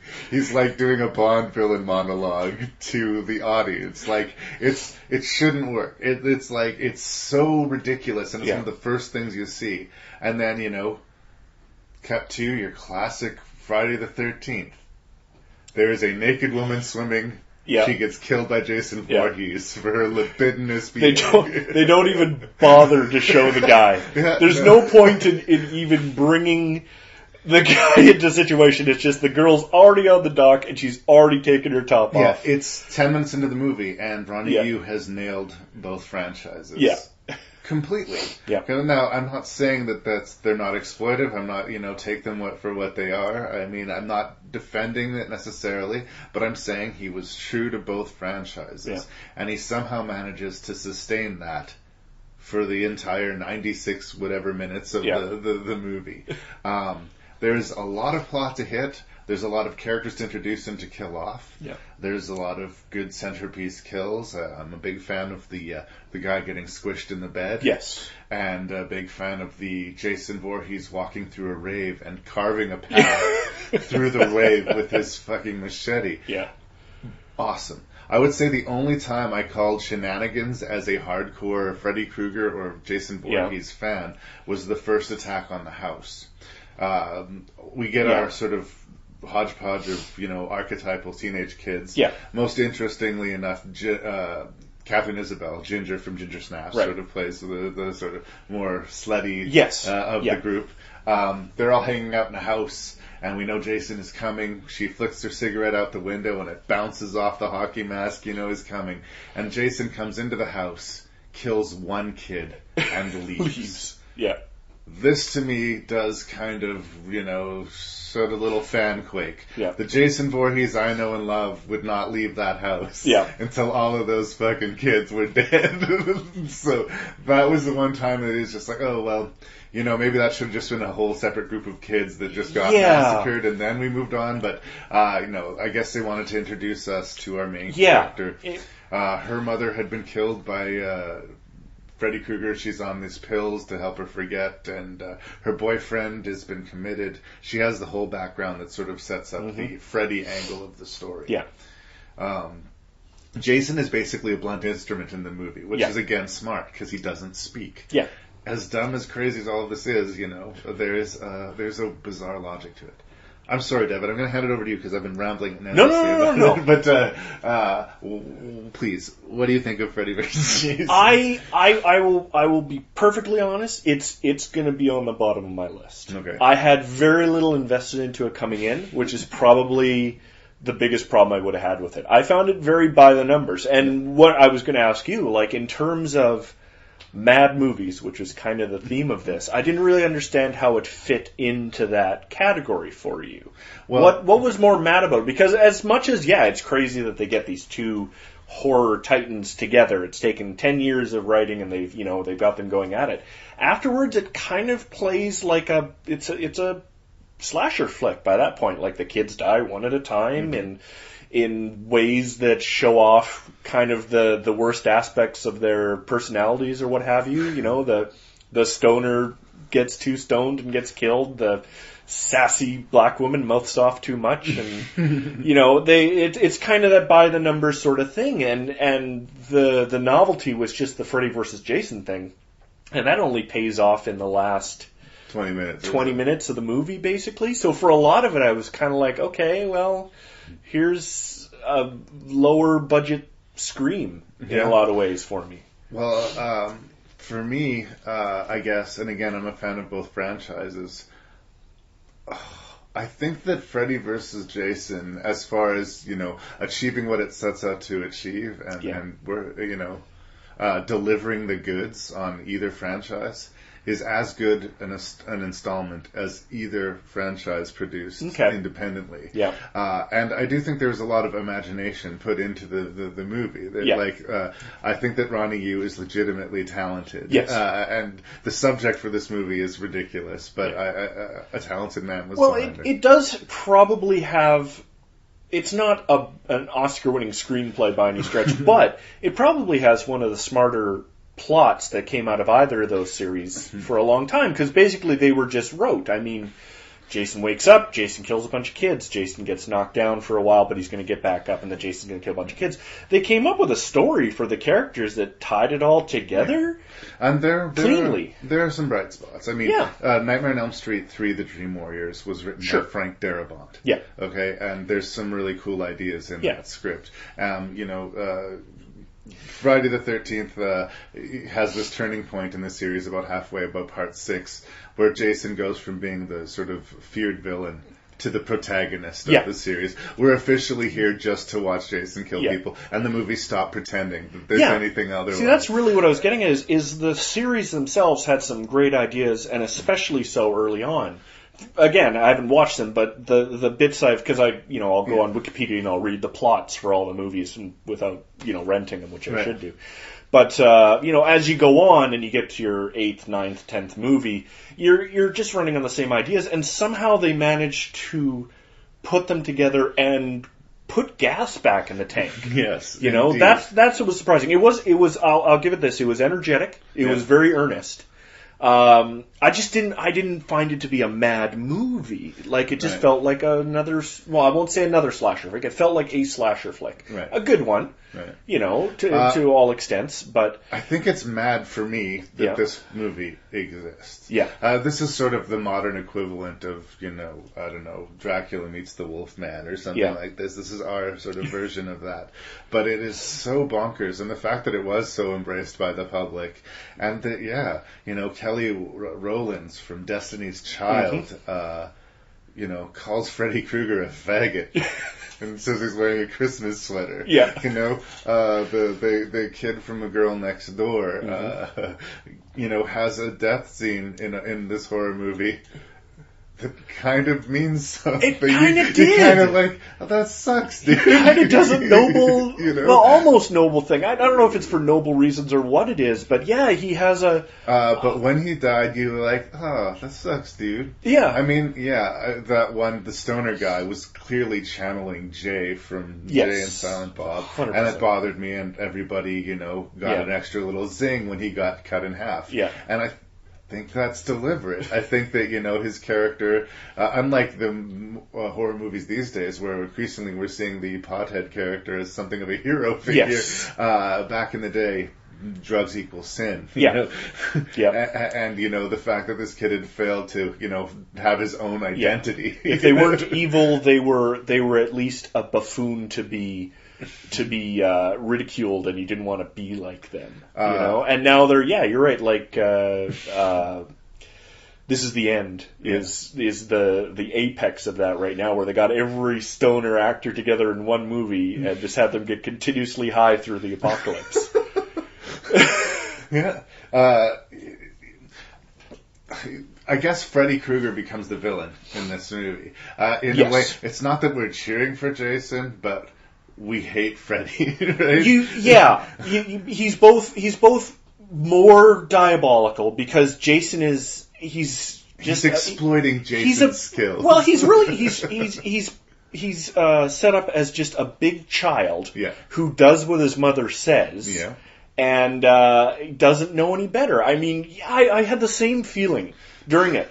That there's even a scene towards the end where the two remaining teens, they're able to escape. They get in a boat and get away from this clash of the titans between Freddy and Jason. But the girl refuses to go because she wants to see Freddy die. Yeah.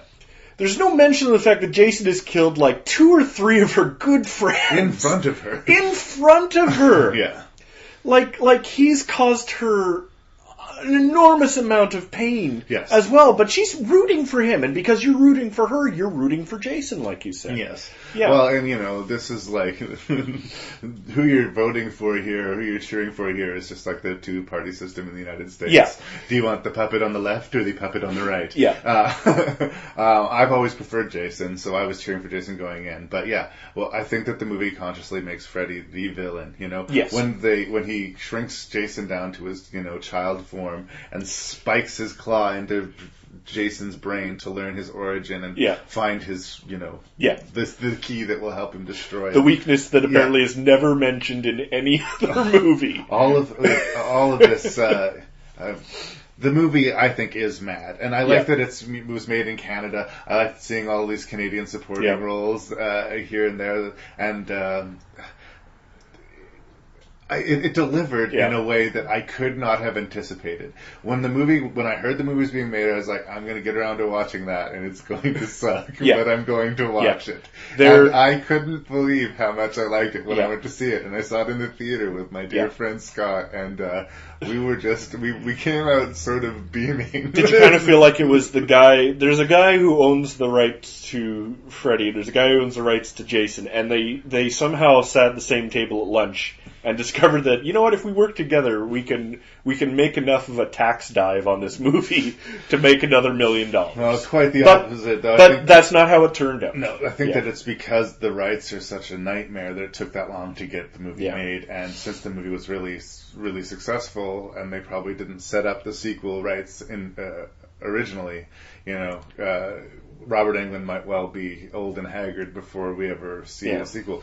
But it's weird. I kind of thought, other than the Alien vs. Predators, we haven't seen a lot of this, and they seem to be pretty successful. I don't know why we don't have Michael Myers versus Leatherface or whatever. I mean, do I want that movie? I don't know, but I'm just saying that this movie made way more money than it was supposed to, and usually Hollywood, keeps ringing the bell until people stop. Especially now, and you're probably somebody somewhere is looking at another way to pair those up. Those Gremlins sorts of versus franchises. Critters. Yeah, please.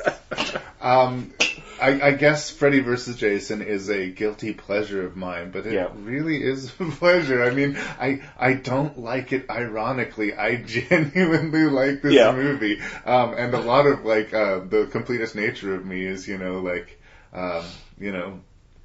I have all of the Friday the 13th movies, but I know that some of them are just awful. Yeah. Just awful. I do enjoy watching them, but they're just awful.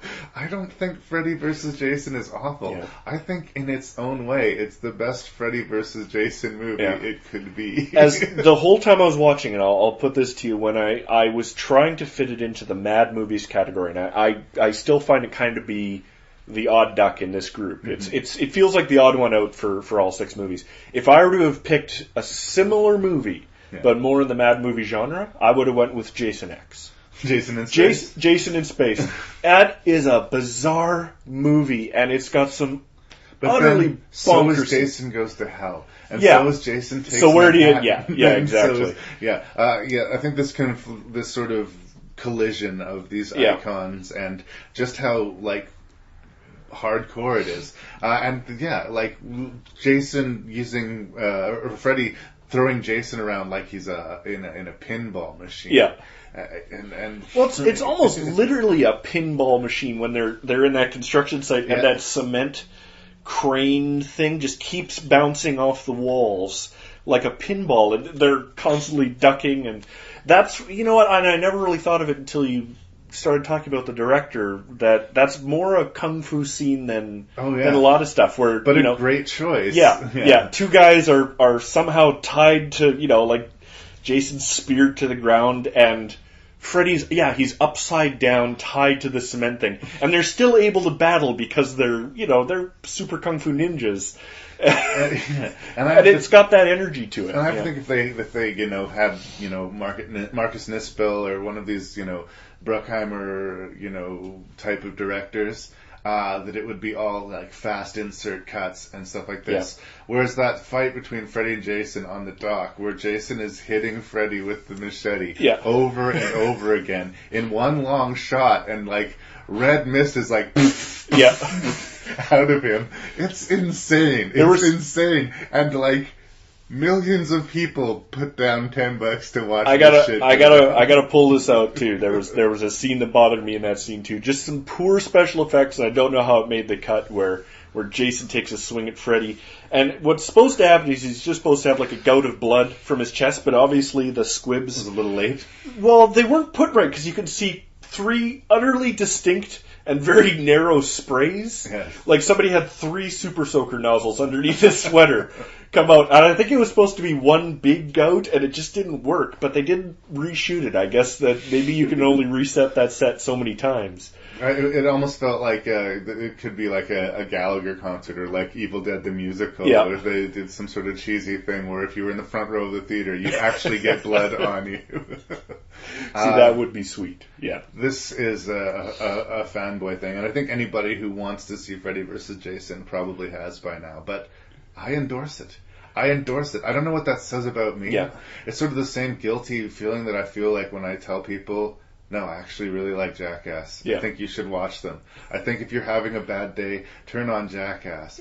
It's completely depraved and base and like vile, but it is fucking hilarious. I kind of feel similarly about Freddy vs. Jason. I think I'd similarly recommend it to people that are fans of the series. I can definitely see people, just like you said, people who've grown up with it, they enjoy the movies, are going to find a lot to like in it, and a lot of, fan fiction they put in their own heads is going to come true on the screen. For the casual viewer, I think you'd find it more... It's pretty obviously low budget. There's some pretty shaky CGI in it at times, pretty noticeable. But that's due to budget constraints and not, I think, lack of earnestness. Yeah. Which, so the people that love the franchises will still love it, but people who maybe didn't will probably find it cheesy and odd. Well, I mean, if you're not a fan of the genre, you're not a fan of Well, not even the genre. I think you can enjoy the genre, but if all you watched was Halloween movies, I don't know if you'd enjoy this more or less. I think you really have to be invested in these characters. Yeah. And if you are, I bet you'd enjoy it. I always refer to Freddy vs. Jason as the masterpiece. The masterpiece. Freddy vs. Jason. Whether or not you consider it a masterpiece, I think it's a movie that will have legs. I think it's a curio. I think it's sort of like, in the way that Abbott and Costello Meet the Mummy, or like one of these old things. It's weird and kind of awesome that it exists, and people will remember it for that. If anything in current Hollywood, and I'll back you up on this too, that the story that ties it all together works. It's not deep. Nope. It's explained at the start in a decent monologue with some cool effects and stuff. They get it out of the way quick, and then they don't really dwell on it. And the problem with a lot of mashup movies, like your Aliens vs. Predator, let's say, is they try to cram in 100 different little bits, and they just literally try and push the two things together rather than think about it for a while. And I think if more studios that are looking to, put things together and just, if they're going to rehash and they're going to try and remix stuff, at least maybe watch stuff like this, where it seems like they got some of the ideas very right.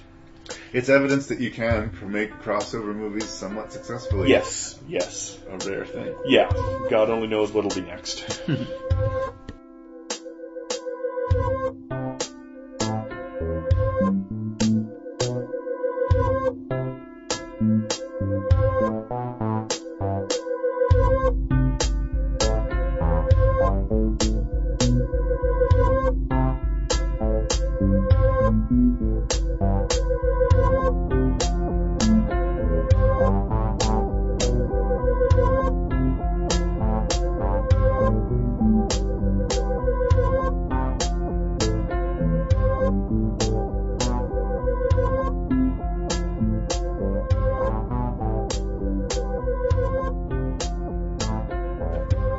All right, Devon, that is 6 Mad movies reviewed, so it's the magic hour. It was 6 movies worth watching, and I'll tell you, it wasn't. I've ranked them, and I don't want their places in the ranking necessarily to reflect on the movies. Yeah, because I mean, there's probably a stack of other movies that would go well below. They're all deserving of certain things. When I find a crop of like 6 movies that are quite good, I do find making the rank sort of more difficult because you got to kill your darlings in a little bit. But it's a little easier when there's a couple of stinkers in the mix. And I don't think there's any like real stinkers in the mix. No. I think that if it hits you the wrong day, certain movies you just won't agree with you. But or if you're in the mood to watch something mad, you should put these on the menu. All right. Well, what was your least favorite and why? I'm going to say Freddy vs. Jason. Right. Same reasons I gave before. I'd say I found it to be a slasher movie and not as mad a movie as the rest. If anything, I'm probably simply ranking it against the category rather than maybe the strength of the movie itself. It had its moments. It had some cool deaths. It had some cool lines. It has a cool way of tying the 2 franchises together. In terms of mad movie, not as mad for me. Yeah. Next, I'd go to Planet Terror. Again, it's a fun movie. It's a great movie. I'm not as much a fan of how the material was treated compared to Hobo with a Shotgun. Okay. I think Hobo with a Shotgun did a better job of it. So, I mean, the 2 movies are great, but if you're going to make me compare the 2, I'm going to put Hobo with a Shotgun on top, for sure. Next, we'd go to Evil Dead 2. Wow. Again, a fantastic movie, but I don't know, like, it is a mad movie. It's kind of the granddaddy of them all, but I think a lot of these other movies have watched it, and they've found ways to improve it even more. Yeah. Like, it's great, but it's, it's the difference between, a delicious hamburger and a delicious hamburger with all the fixings. Both are great, but you're probably going to, improve it over time sort of a thing, the more stuff you add on if you do it right. So that's where I put that one. Ravenous came in at number 3. Hey, Ravenous. A fantastic movie. I did really enjoy it. Well acted, bizarre. Everything we talked about. It's weird tonally. It's not like any other movie you've probably seen. I can't think of a comparison one to it. My knowledge of this genre is more limited than yours. Maybe you've seen something similar. There's other cannibal movies. Yeah, but this style with this, type of cast and this kind of through line, it doesn't play like any other movie I've really seen, and it's very much worth watching. Probably one of the lesser watched ones of the pile here, and one of the ones better to seek out. Number 2 was Hobo with a Shotgun. I had enormous fun watching that the first time in theater. I had as much fun watching it again at home on DVD. Cool characters, way over the top. Very imaginative, very, I don't know what else to say about it. You got to be into that sort of genre movie, and you got to enjoy the cheese because it's just heaped on there. But if you get into that groove, you will laugh your way through some horribly depraved things and feel slightly dirty by the end. And last but not least, number 1, of course, is Black Sheep. Wow. I will firmly put that one at the top. It had great special effects without appearing too polished, like I thought happened in Planet Terror. I think maybe based on really limiting their CGI and going with really solid practical effects. It's something not every movie is doing now, and I think it worked really well in this movie. They had a fantastic crew, of course, in Weta to do it, and it paid off in spades. It's well enough acted. The story is really original. It's hilarious. Of all of them, I had at the very least, it's number 1 because I had the most fun watching it. I think it was the funnest of the pile, let's say. Well, I'm not going to argue with you because I like all of these movies, but we have shockingly different lists. Oh my god! Oh no! I'm sorry, no prizes are going to be handed out today. But you do have the option, should you choose, to come back again and do another rank and review with me. Okay, so at the bottom of the list for me, believe it or not, I actually am putting Hobo with a Shotgun. Oh yeah? Again, I like all of these movies. I did have a good time with it. I really did feel like, we talked about the opening 5 minutes, where the guy gets decapitated and the woman's dancing in the rain of blood.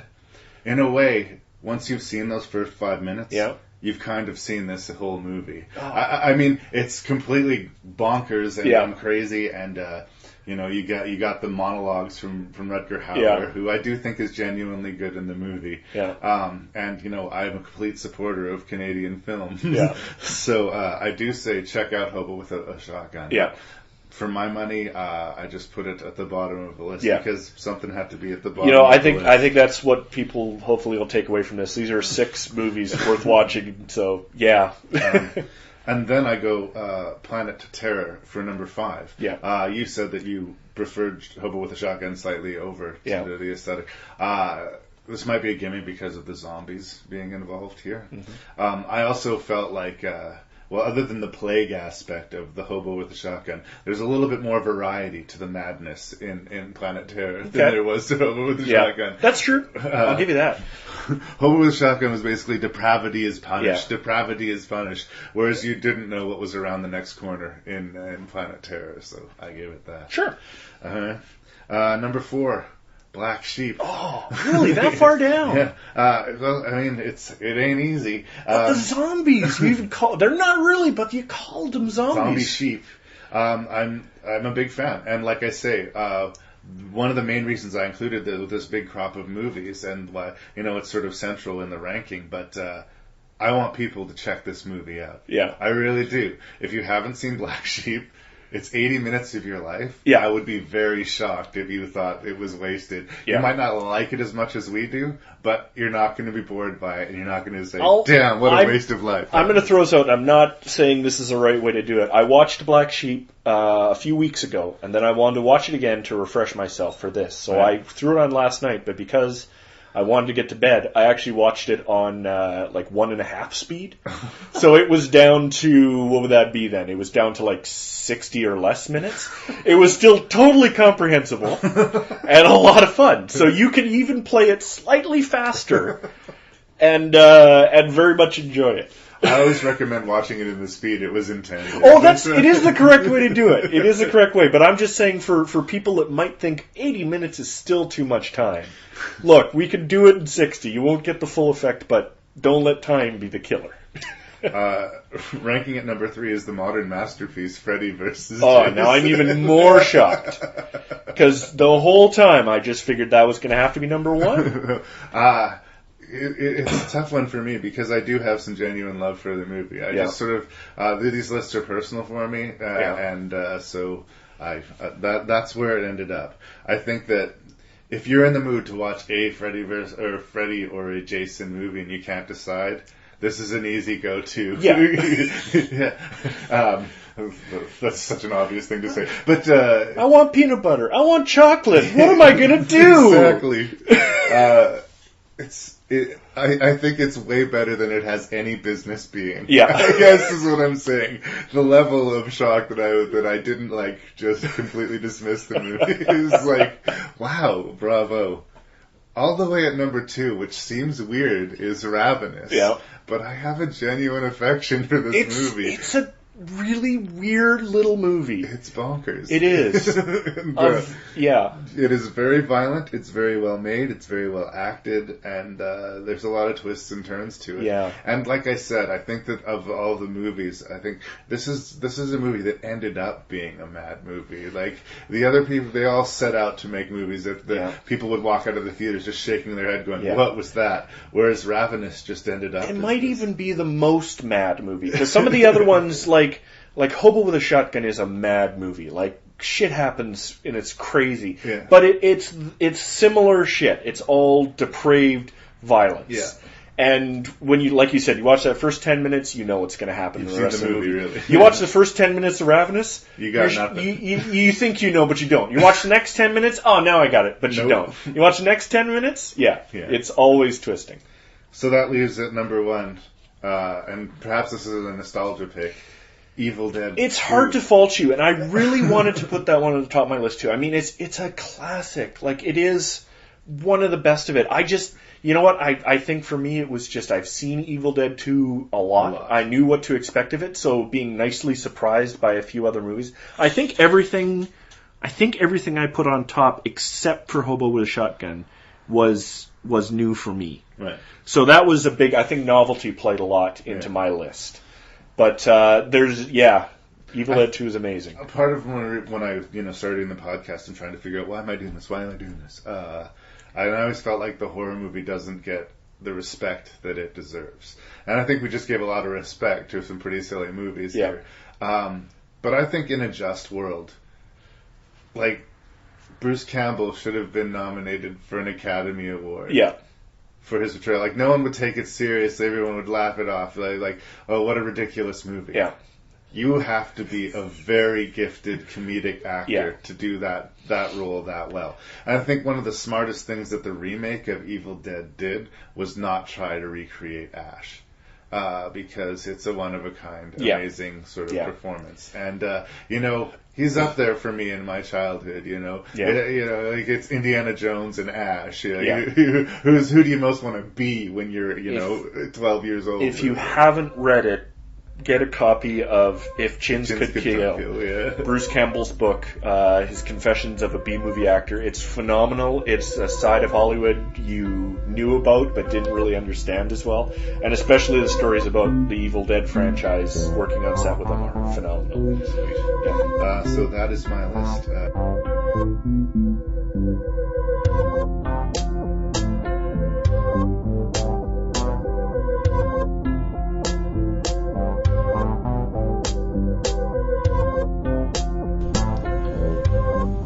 There you have it. 6 mad movies ranked in review. That'll about put an end to episode 15 of Rank and Review. If you would like to write me and let me know what I got right and what I got wrong, you can do that at ranknreview@gmail.com. That's ranknreview@gmail.com. My name is Larry Parsons. I'm your host and Random Canadian. And thank you so much for listening.